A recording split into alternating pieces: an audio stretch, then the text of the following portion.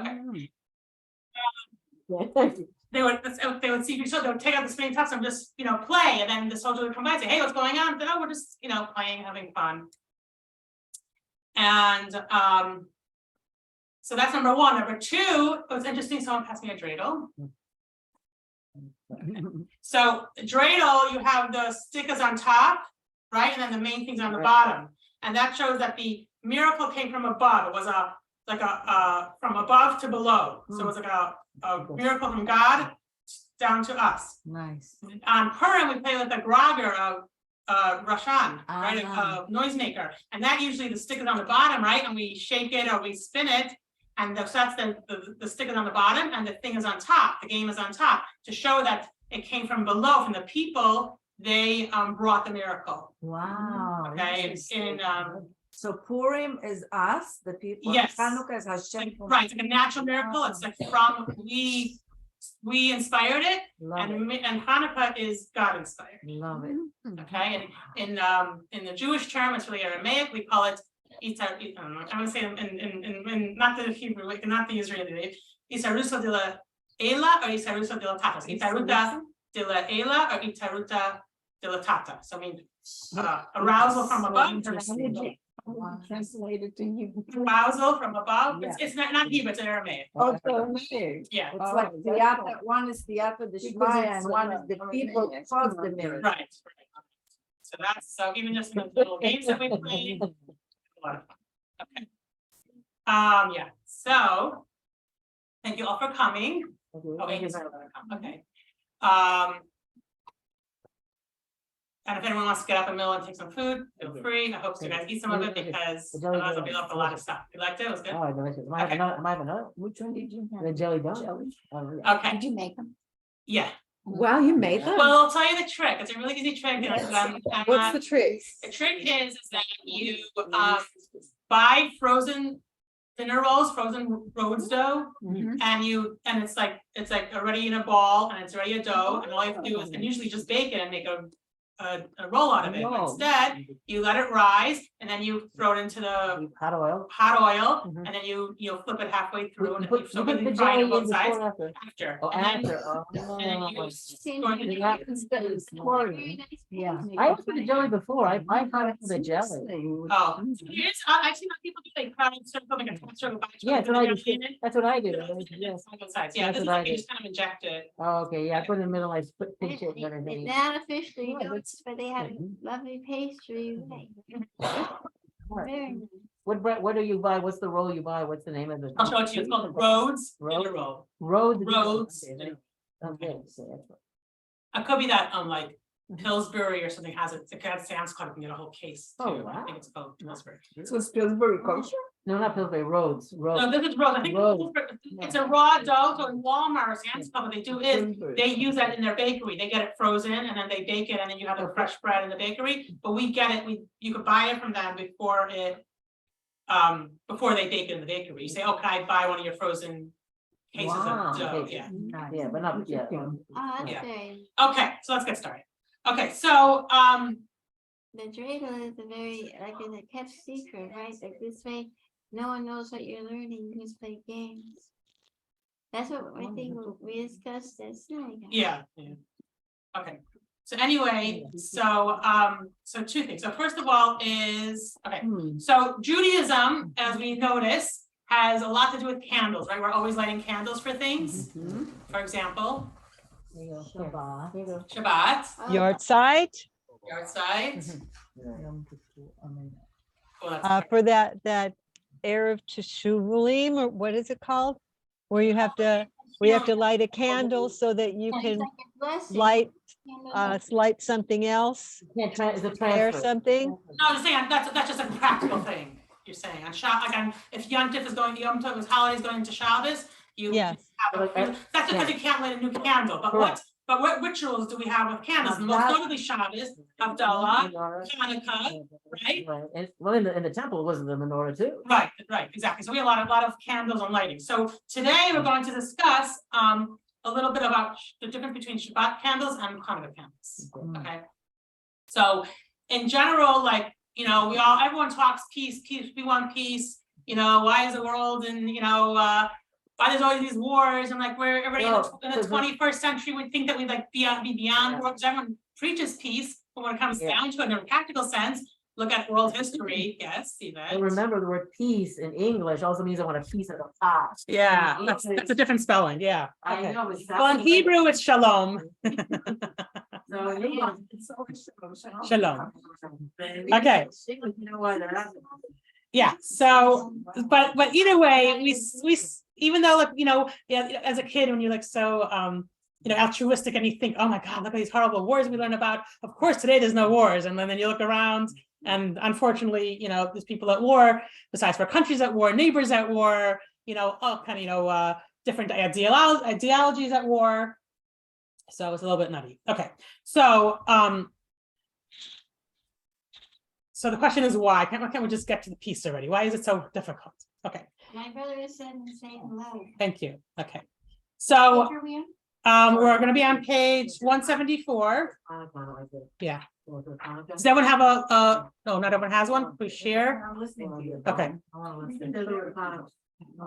Okay, so every year, right? Hanukkah is 8 days long. So every year somehow it comes out that at least once during Hanukkah, it falls out Erev Shabbos, Right. and we need to light the Shabbos candles and we need to light the Hanukkah candles. Now, let's say you're in Antarctica or or it's 100 years ago, you're in the shtetl and you have very little and you only have enough candle to either light the Hanukkah candle or to light the Shabbat candle. What do we do?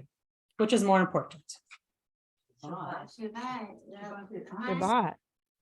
Like America. You all say Shabbat.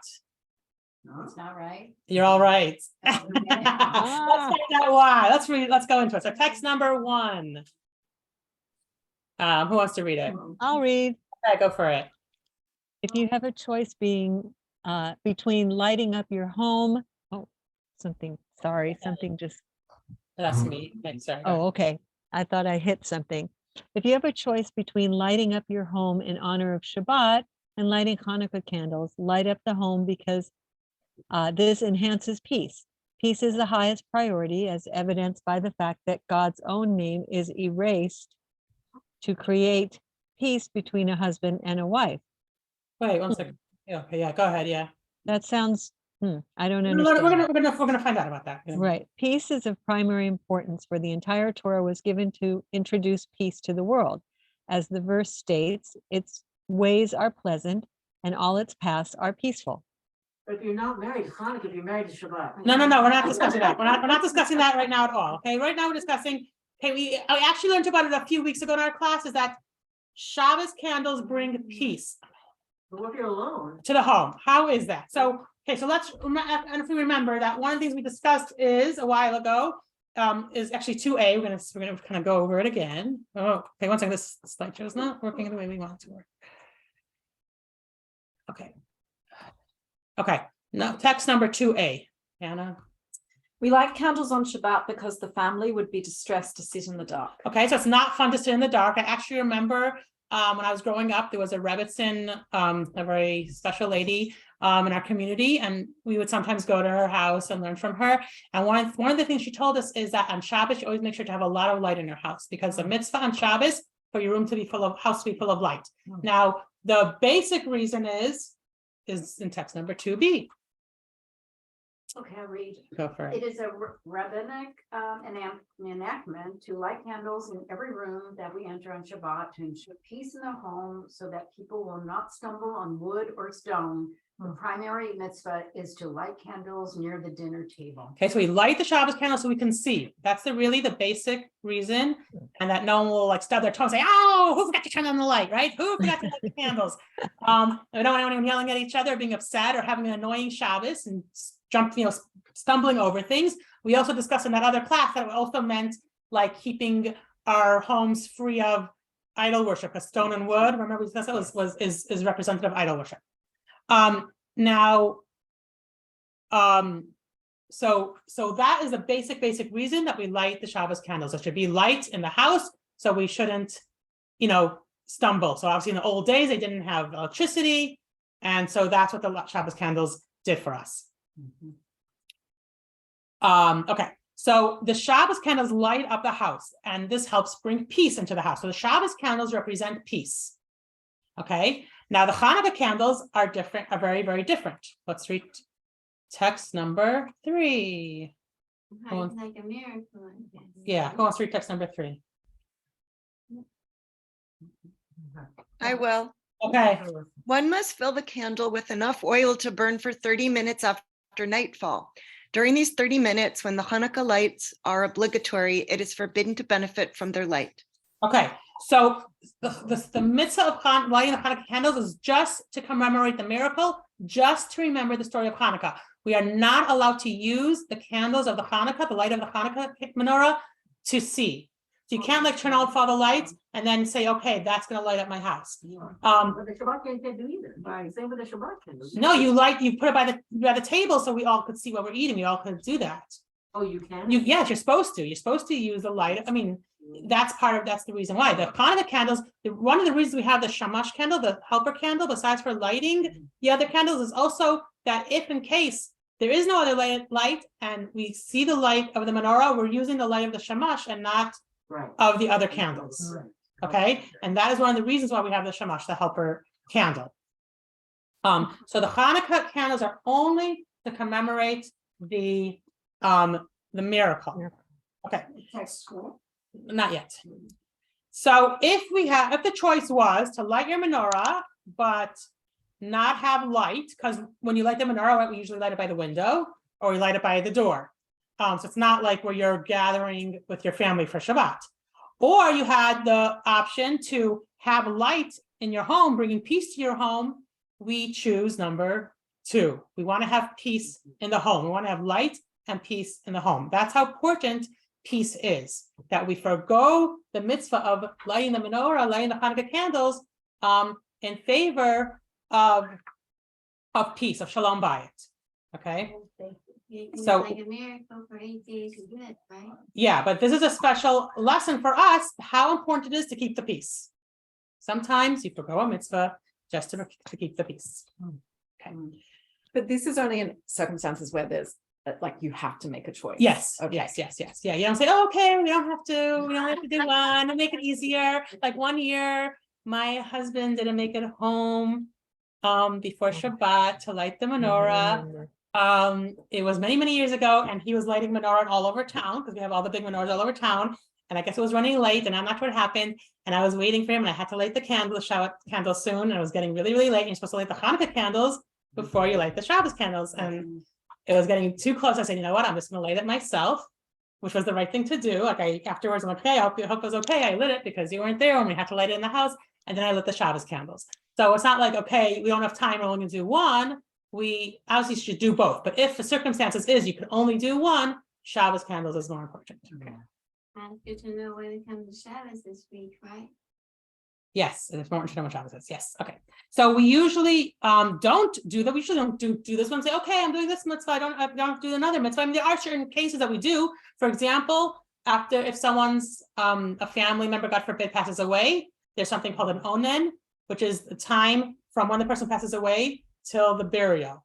During that time, a person, let's say, does not pray or say blessings. Why? Because the mitzvah to bury their family member comes first. So they have to first make sure that all the arrangements are made for the funeral, and only then can they, let's say, do other mitzvahs. So during that time, it's a time that they don't pray. So there are certain times when we do that, when one mitzvah takes precedence because you have to take care of a mitzvah, but usually we could figure out how to do both. Okay. Mitzvah is a good deed. Yes. So what question is, why is the priority here? Why do we prioritize the Shabbos candles over the Hanukkah candles? Yes, we know about the peace, but still, does that mean the Hanukkah candles can go, By the wayside. on the wayside? Yeah. Who cares about them anymore? Okay.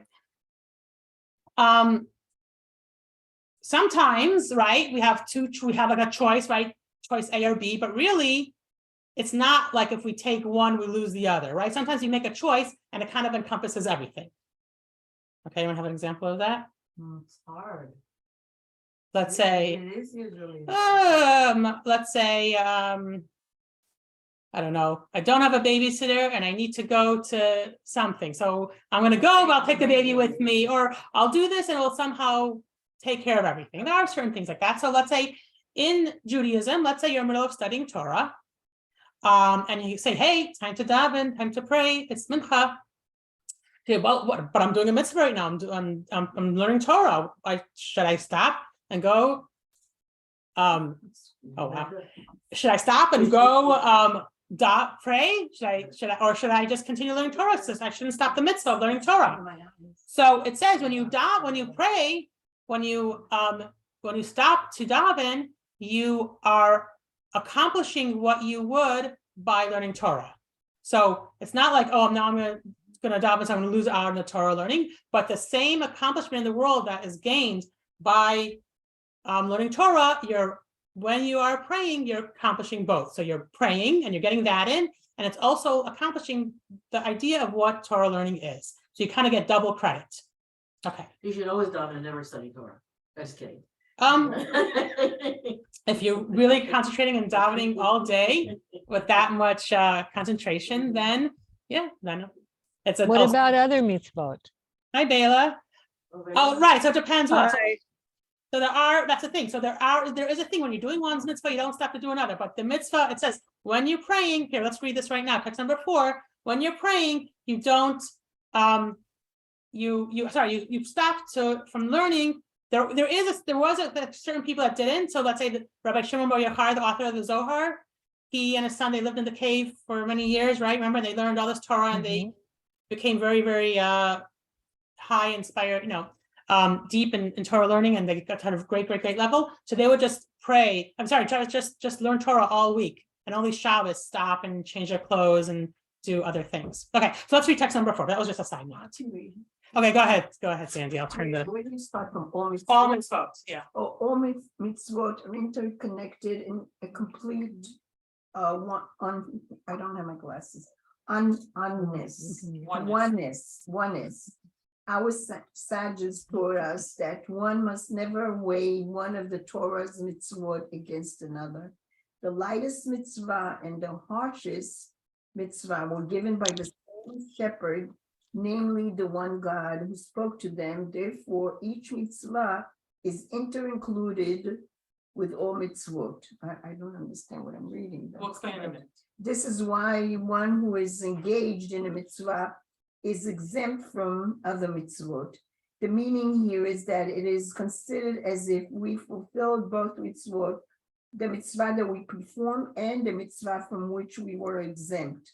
This is because this mitzvah that we perform include the one from which we were exempt. Okay, so we can't really say, oh, this mitzvah is more important, that mitzvah is more important, right? Each mitzvah has its own value.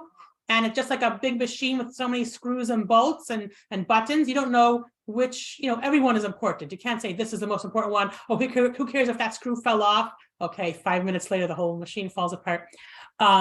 So the same with mitzvot. You can't just drop one for another. Each one's important. So if you're doing one, don't say, okay, I'm gonna drop this one for another one. And so if you're busy with a mitzvah, you have to finish fulfilling that mitzvah, and it's okay. Obviously, if you have a question about it, what you should do, you ask a rabbi or something. Yeah. So when it comes to Chanukah and Shabbos, by lighting the Shabbos candles, we are not really missing out on the menorah lighting, and we're going to learn more, understand why that is. So is the menorah lighting also a mitzvah? Yes, it is a mitzvah. But if you only have, let's say, one set of candles, either for menorah or for Shabbos, what do you do? So she's not saying that. She's not saying it, but she's saying she's not saying that. That's what I said first. That's what I said first. That's now what we're saying is, okay, now the people on Zoom said that when a few people talk at once, it gets really confusing. Thank you, Sylvia. What did you just say? So listen. So when we first started the class, we said, right, that the Shabbos candles take precedence over the Chanukah candles. Now what we're saying is, is that when we light the Shabbos candles, we are not like throwing out the Chanukah candles, but it's getting included. It's coming in with the Shabbos candles. Double. It's getting double points. Yeah, in other words, you don't exempt, it's really all included. Okay. So we could light the Hanukkah candles instead of the Shabbat candles. No, only one way, the opposite. No, we only can light the Hanukkah Shabbat candles if we don't have enough to light also But now Hanukkah we're the other candles. way. We It's do- not over. Okay. So, Get it? Shabbat Right. this week is Shabbat gonna all- be. Shabbat a is good yeah, day. so the question is, why does peace, again, why does the peace trump the Hanukkah candles, the commemoration of this big miracle? So let's understand what this is all about, okay? Peace, yeah, why does peace, the Shabbat, the Shabbos candles, or just any peace, just, yeah, lighting Shabbos candles bring a peace, a sense of peace, okay? So the Rebbe brings out an interesting point about this.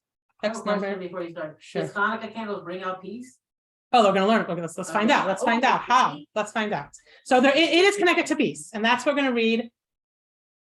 5, yeah. Shadi, you want to read it again? Me? Yeah. Okay. If the purpose of the entire Torah, which includes each mitzvah, is to bring peace to the world, it follows that no mitzvah can be said to have been superseded by a mitzvah that brings peace. This is because the mitzvah that brings peace fulfills the very purpose of the other mitzvah too. Thus, the other mitzvah has been fulfilled, not overruled. So the whole purpose of the Torah is what? Brings peace in the world, brings a certain tranquility, right? Because we learn enough Torah, we do enough mitzvahs, it brings Mashiach. Mashiach was a time of peace. So if the whole doing any mitzvah in the Torah brings peace, okay? So doing a mitzvah that brings peace is the best option. So lighting Shabbos candles, in its plain sense, brings peace, right? The simple meaning of Shabbat candles, why? Is to bring peace. But technically, every other mitzvah that we do brings us closer to world peace, bring us closer to a time of peace, okay? I'm going to learn a little bit more. Why is this? Why is doing all kind of mitzvahs brings more peace into the world? So, you can open it, yeah. So More than peace and more peace. So the Hanukkah candles, okay, are so the Hanukkah candles, if they are not getting lit because we only have candles for Shabbat, for Shabbos, so they're still happy. They're still like, it said, okay, because the reason that we light the Hanukkah candles is it's part of the Torah and it's part of bringing peace in the world. So I'm so happy that you're lighting Shabbat candles instead. Go ahead, be my guest, come before me, Shabbat, because you are the symbol of peace. And since doing my mitzvah brings a little bit of peace into the world, it's fine with me. The Hanukkah candles aren't, let's say, insulted over it. Okay, so Right, Shabbat candles and Hanukkah candles. yeah, but let's say we only could light one. Let's say for whatever reason we only have enough candles to light Kind one. of like when you say hamotzi and it covers everything on the table. Right. That's a good example. Yes. Yeah, but the bread is jealous of the wine, gotta cover it. Okay, so the Hanukkah candle itself would say, if the Hanukkah candles could speak. Actually, my niece wrote a beautiful book. It's called Jewish Big Books. You can check it out. And it's called If the Candles Could Speak. So if the Hanukkah candles could, that's about the story of Hanukkah. But if the Hanukkah candles could speak, they would say, oh, light the Shabbat candles because they bring peace in the world. And they are very happy that it goes like that, okay? Hanukkah like a miracle. And why do we celebrate Hanukkah to begin with? What's the whole reason of celebrating Hanukkah? What was the, Isn't that about the oil and besides for the oil, we just, but it wasn't just a military victory, but it was also a religious victory, because the Greeks did not allow the Jewish people to learn Torah, to celebrate holidays, to celebrate Shabbos, to have circumcision, to eat kosher food. So because of this, when we were triumphed the Torah over the Greek culture. Who's all the time? Okay. If you want a fancy We wine cup, needed you, that's okay. yeah. Eat that if you want the fancy Yeah, wine wine cup. cup. Okay, so let's read text number 6. The whole reason that we celebrate Hanukkah was to keep the Torah alive. The Torah should not die, right? And the Greek religion take over. So let's read text number 6. Okay. Yeah.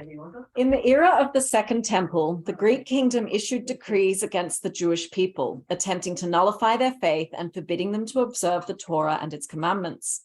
They extended their hands against their property and their daughters. They entered the sanctuary, wrought havoc in it, and made the sacraments impure. The Jews suffered greatly under them, for they oppressed them greatly until the God of our ancestors had mercy upon them, delivered them from their hand, and saved them. The sons of the Hasmoneans, the high priests, overcame them, slew them, and saved the Jews from their hand. They appointed a king from the priests, and sovereignty returned to Israel for more than 200 years. Okay, so when the Maccabees won in the story of Hanukkah, so first of all, they made another 200 years of peace. Okay, Yvette. Sorry. And Shiloh was like peace, and hello, goodbye, and peace. So. Yeah, so it gave the Jews another 200 years of peace and tranquility living in the land of Israel. But not just that, it gave them that they were able to live with the Torah. So the whole story of Hanukkah is that we were able to continue practicing Judaism, we were able to continue following the Torah. So the whole Torah is all about, the whole story of Hanukkah is all about upholding the Torah, and the Torah is what brings peace to the world. Okay, so when we choose to light the Shabbos candles and bring peace to our house, it's directly in line with the whole purpose of Hanukkah, which Yeah. so Nice. Hanukkah, it's good wine. Yeah, I like the sweetness. Yeah. It's so sweet. Okay. Sweet. Oh, this is sweet too, yeah. I like the sweetness. So Hanukkah celebrates our freedom to practice Torah, and the whole Torah is all about bringing peace. So if we lose the Torah, it's a threat to peace. The story gets even deeper, but I just want to stop a little story about a husband and wife come to the Kuznetzer Maggid, who lived in the 18th century, and they were having a big fight, and they wanted to get a divorce. And the man says, "Hey, my wife, every week she makes a kugel for Shabbos, and I love kugel. And I'm smelling the kugel in the oven, and I can't wait to eat it. But first she serves the fish, then she serves the soup, then she serves it. And by the time it gets to the kugel, I'm not even hungry anymore. And my house where I grew up, we ate the kugel first." And the wife said, "Hey, this is what I did in our parents' home. We ate the kugel last." So the Kuznetzer Maggid said, from now on, the wife should make 2 kugels, one to eat at the beginning of the meal and one to eat at the end of the meal. And That's terrible, double lot of well, maybe she just cut it in half. And from then on, not just the couple, but from then on, the Kuznetzer Maggid made 2 kugels in his house, one for the beginning of the meal and Well, one she made, not he made it, she made, the wife made it. He made it himself? Really? It says the Kuznetzer always had, it says always had 2 kugels. Yeah, in his house. she made it. Sure, but so what? She made it with happiness, okay? In half.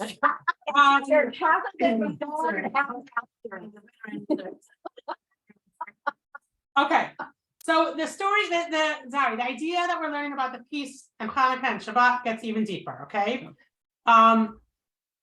So when we think about the story of Hanukkah, right? The Jews were living peacefully in Israel. Then there was an impediment. There was a threat to them, right? So there was this threat to their peace.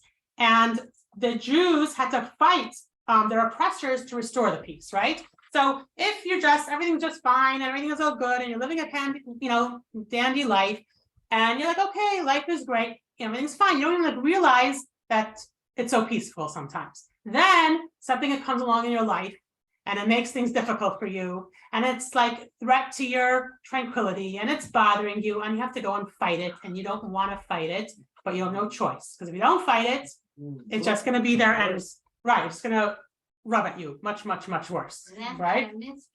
And then once you overcome that, the tranquility that you feel after that is, I hope, even better, right? Okay, so let's read text number 7. Oh, I'll read. Okay. What was the world lacking? Rest. When Shabbat arrived, rest arrived. Thus the week was completed and finished. Okay, so Shabbos brings peace into the world. Rest equals peace, right? When you have peace, you can rest. When you're resting, it's probably because you feel peaceful. Otherwise, you're probably rolling around in your bed and not able to sleep. So when things are peaceful, we can rest, right? So Hanukkah and Shabbos are both about peace, but the approach is different. Okay, so Shabbos is, look at it as a positive approach, the first approach. You just have nice peace. It's just peace, tranquil. You have a holy day, you rest, you're peaceful, you light the Shabbos candles, you usher in the peace, and everything's fine and dandy. Hanukkah, it comes from negative, it comes from the oppression. You have this oppression, you have to stop the strife. You have to create the peace only because there is this strife that is happening. So we like to tell the outside world, hey, we're going to end this darkness. We're going to stop this strife that's going on. We're going to bring light into the world because there is a darkness there. So it's like a message, the friction and the decisiveness in the world to say, hey, we have to overcome this. Okay, so it's both bringing peace, but from different angles, from different places. Kind of like a miracle, right? For the 8 days. Yes. Yes. Where does Shabbat come? Okay, wait, So what's the positive on Shabbat? Shabbos is just, it was just, right, there was the 6 days of work, and then there was Shabbos, it was peace, so just a nice rest, everything would happen, and then you rested. But Hanukkah is the rest that is, you have to fight for it, you have to get there, otherwise you won't have that peace. So the Shabbos message is to sidestep all acknowledgement of darkness and focus just on the light. And the Hanukkah message is overcoming the darkness by kindling the light. Okay, so you both banish light, but both coming from different ways. Text number 8. Someone online want to read? I'll read. For all these reasons, when it comes to the question of whether to light Shabbos or Hanukkah candles, the Hanukkah laws themselves instruct us to light Shabbat candles. Lighting up the home brings peace into the home. This means that in this instance, the Shabbat candles accomplish the purpose and the concept of peace, the focus of Hanukkah, more than the Hanukkah candles. The natural conclusion is therefore to light the Shabbat candles. So the Shabbos candles accomplish what Hanukkah celebrates. Shabbos is bringing peace automatically in a positive way. So then we don't need those Hanukkah candles. We don't need, so it's okay. It's not we passed up the Hanukkah lighting, but we fulfilled it by not lighting it. We fulfilled it by lighting the Shabbos candles. And peace is the mitzvah. So we're able to accomplish this through the Shabbos candles. We bring the peace automatically when we light the Shabbos candles. So can we accomplish a mitzvah by not doing it? That's kind of what we're saying. By choice. Hey, Amy. By not doing it. So when we read in text number 1 that even Hashem erases his name in order to create peace, I'll explain that now. Okay. Okay. So we're not going to get into all the details of this. I'm not going to go into. So you don't like both, I guess, you just like Shabbos and. Okay. So we're not going to get into all the details and all the comments about it, but I'm just going to explain what it means that Hashem erases his name in order to bring peace in between a husband and wife. And that is, there is a portion in the Torah that talks about the sota, which is the unfaithful wife. So let's say a man suspects his wife of cheating on him, okay, but he doesn't see it. He doesn't know for a fact that she did it, but he knows that people know that she secluded herself with a man somewhere, okay? And she doesn't say, yes, I did it, okay? So what happens? Did she do it? Did she not do it? So they try to get her to plead guilty because they pretty much have a good suspicion that she did it, but they don't know for sure. So what happens is that they take her to the Holy Temple. We don't do this nowadays. They take her to the Holy Temple, to the Beis HaMikdash, and they would say, did you admit, if you admit that you did this sin, that's okay, but you have to admit it. But if she wouldn't admit it, they would give her a special potion to drink. And part of that potion was God's name. So they would write God's name on a parchment, and then it would dissolve or something in the potion, and she would drink it. If she was guilty, she would explode and die, and even the guy that she was with would also die. If she was innocent, she would have many, many blessings. It would bring her many, many, many blessings in her life. Okay, so just to create peace between a husband and wife, God was willing to erase to have his name. Now, usually, right, if there's a holy book, we never would put it on the floor. We don't throw it out. We don't tear it up. Right? These are all considered like how can you do such a thing? But just to make peace between a husband and wife, God allows his name to be erased. Interest. Wow. Okay, so let's read text number 9. Anna? We present as proof the fact that God's name is blotted out to restore peace between a husband and wife. Peace is not just important enough to justify blotting out God's name. It is so important that we write God's name in the first place only to blot it out and thus restore peace between husband and wife.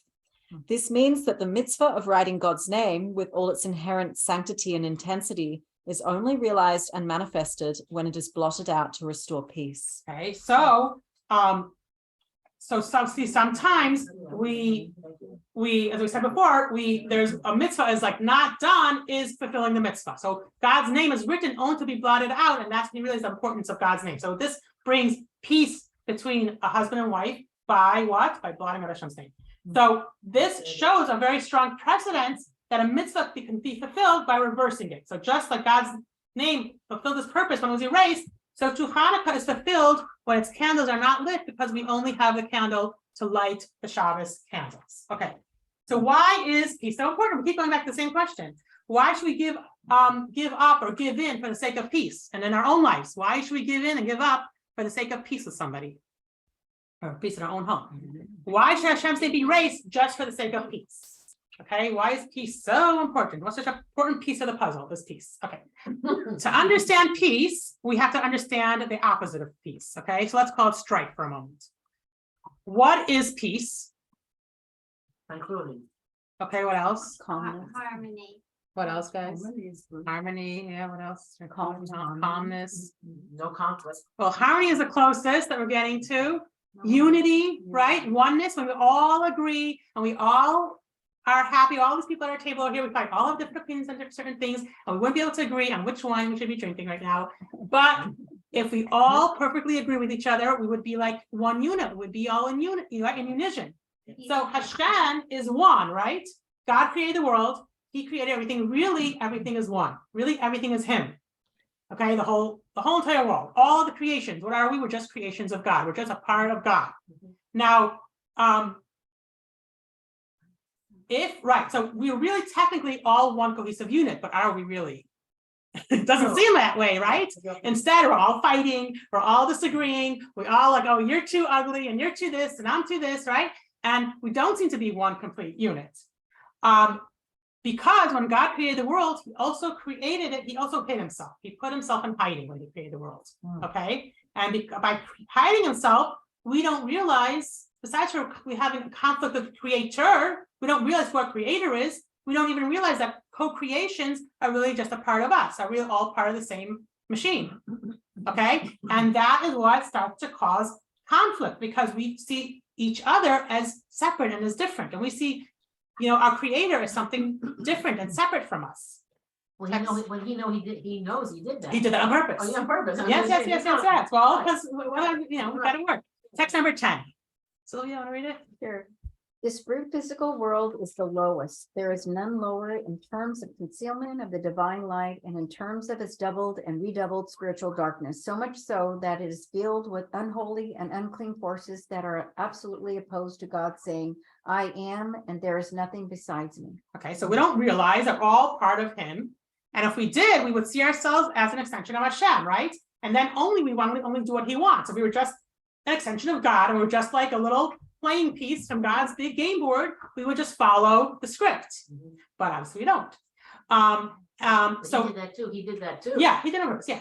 So, but if so, there would be no conflict, no separateness, no divisiveness. Instead, there's independence, right? We all feel like independent beings. Right. And this caused a certain strife. This caused a distance from Hashem. So what is the solution? How do we come close and reconnect and become one and bring world peace and bring peace into the whole world? He has to talk to us.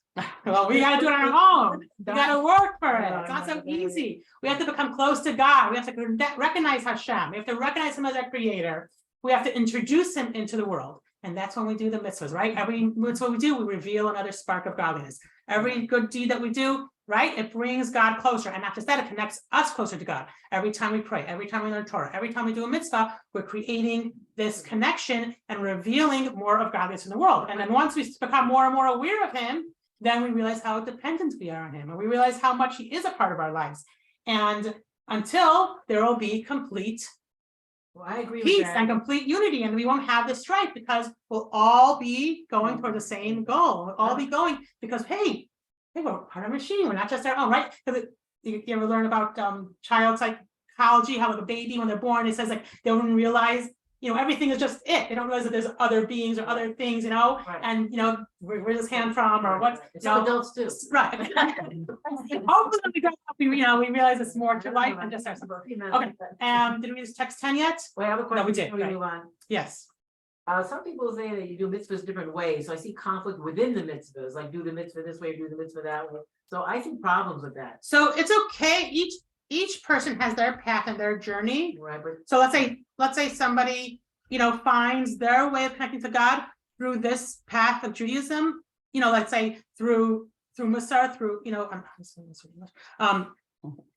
do you say Musar in English? I'm just saying you don't get together because. Okay, so there's a way. Then there's people who find connection to God through Hasidism. There's people, I'm saying there's different ways that people find connection to God, and that's okay. And if they say, if there's this rabbis that say do the mitzvah this way, this is the right way, that's okay. And if someone says when you read the Torah, you gotta say ta, and then someone else says sa, and someone else says ta. Right. That's okay as long as you're following that You your don't know path. to get together in the end, but that's not But happening. we're all As doing far as mitzvahs. I'm seeing, there's many paths that No, because we're doing this. At the end, we're all doing it towards God. We're all connecting to the one God. So it's okay if each one has their own way. We don't all have to be Yeah, the same robots. She has an interesting point because in Purim, it didn't exist, that division of how we. Right. We really did the same thing. All together. We spoke the same language. We practiced our faith in exact the same way. The alignment was so perfect, like you said, from below, that it brought the. Right.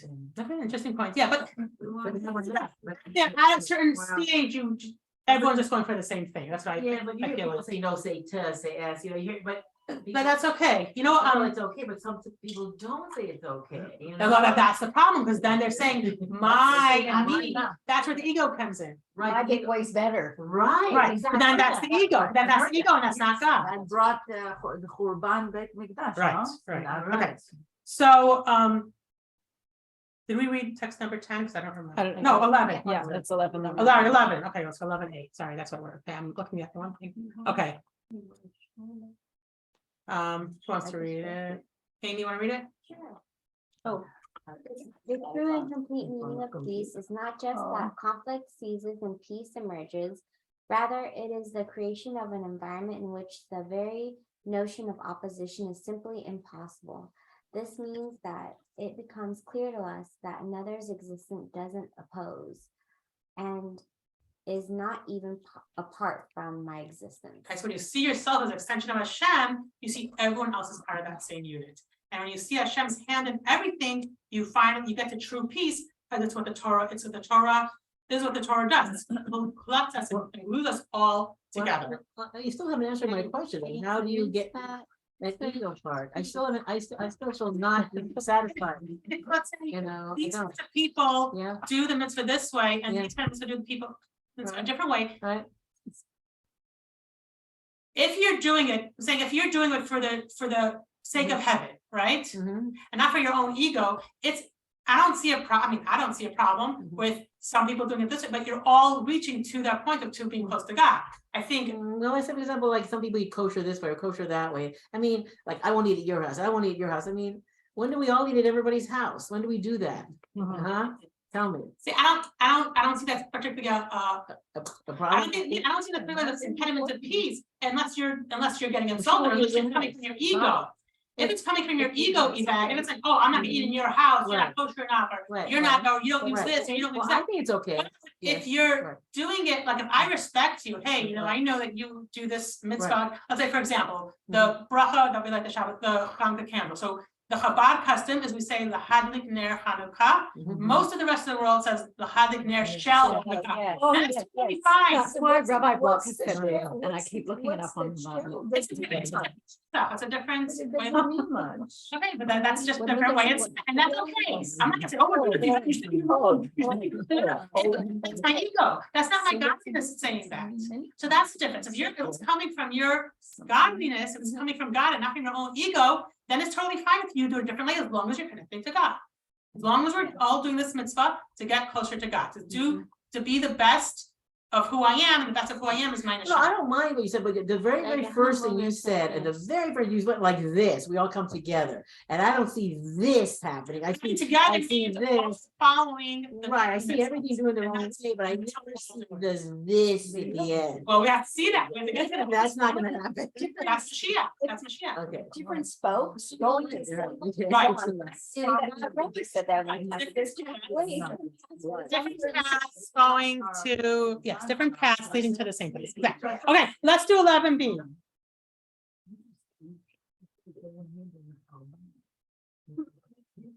Okay, so online you want to read?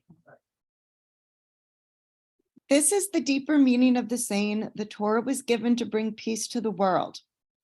To reveal that the world and all therein is really the Torah, an inherent part of God.